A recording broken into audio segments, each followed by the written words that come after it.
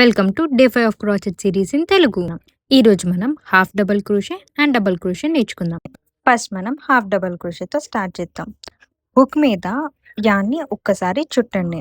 Then next స్టిచ్లో insert చేసి యాన్ని hold చేయండి.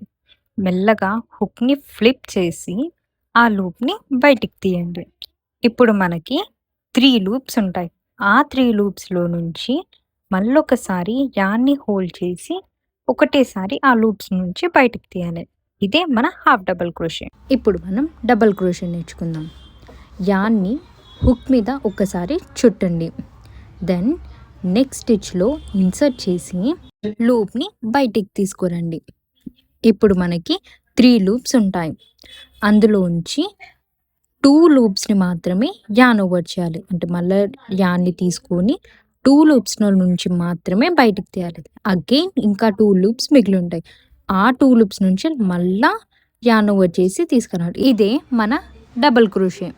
ఇంకొకసారి చూపిస్తున్నాను చూడండి. ఏమైనా డౌట్స్ ఉంటే డిఎం ఆర్ కమెంట్స్లో చెప్పండి, మళ్ళీ ఎక్స్ప్లెయిన్ చేస్తాను.